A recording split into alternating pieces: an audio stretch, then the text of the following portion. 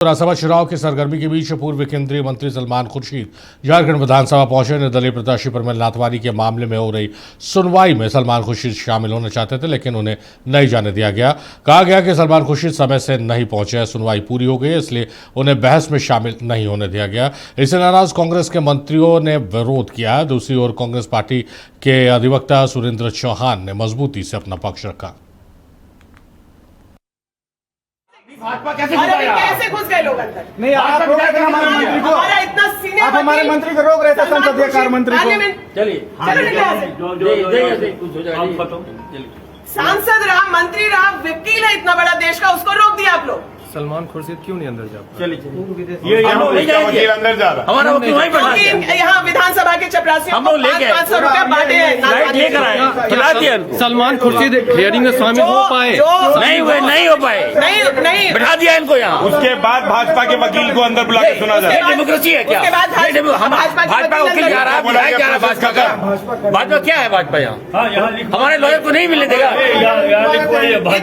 इतना महत्वपूर्ण बात है, सदन के मालिक नहीं है यहाँ पर। तो सलमान खुर्शीद शामिल अपीयर नहीं हो पाया? नहीं हो पाया। क्या रोका गया? जो रिटन प्ली था वो दिया गया और उसके आधार पर नामांकन रद्द होना चाहिए और हम लोगों को वो जजमेंट भी जो है समय पे मिलना चाहिए ताकि हम लोग आगे का अपना रणनीति तय कर सकें। आप देखिए दिल्ली से मैडम भाजपा का वकील वहाँ बहस कर रहा है, हमारे जो सीनियर लॉयर वहाँ बैठा दिया बाहर।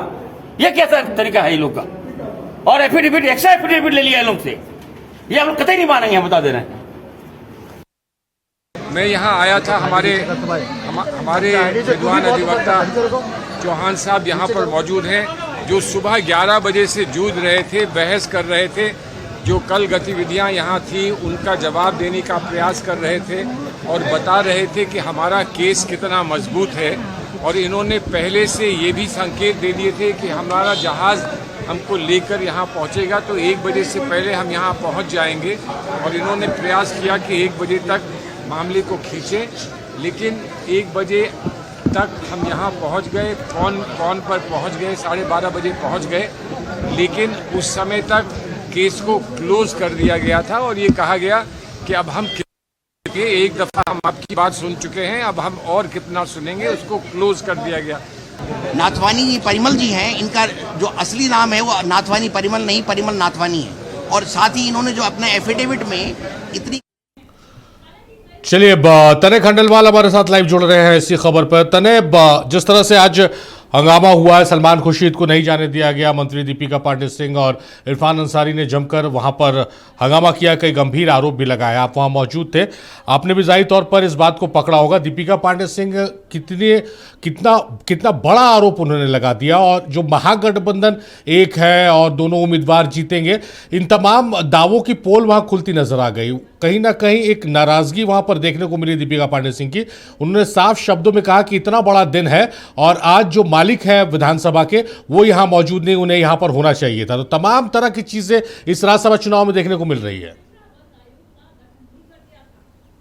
जी बिल्कुल, देखिए आज सुबह से ही झारखंड विधानसभा हाई वोल्टेज ड्रामा सीन में जो है वो बना हुआ है। कह सकते हैं कि जो शुरुआती दौर में जो देखा गया कि कांग्रेस के तमाम जो विधायक थे, मंत्री थे, वो प्रदर्शन कर रहे थे।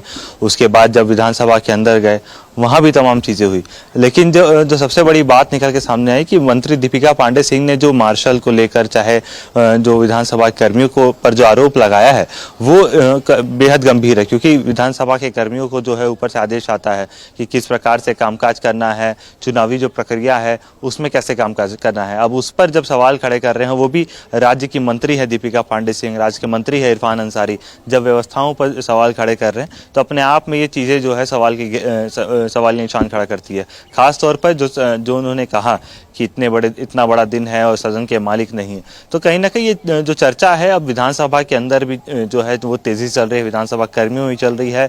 जरूर ये वीडियो जो है और भी जगह जाएगा, विधानसभा अध्यक्ष के पास भी जाएगा, प्रतिक्रियाएं अब धीरे धीरे आएंगी। क्योंकि जब भी जहां चुनाव होता है वहां पर जो है बीएनएस की धारा 163 लागू होती है।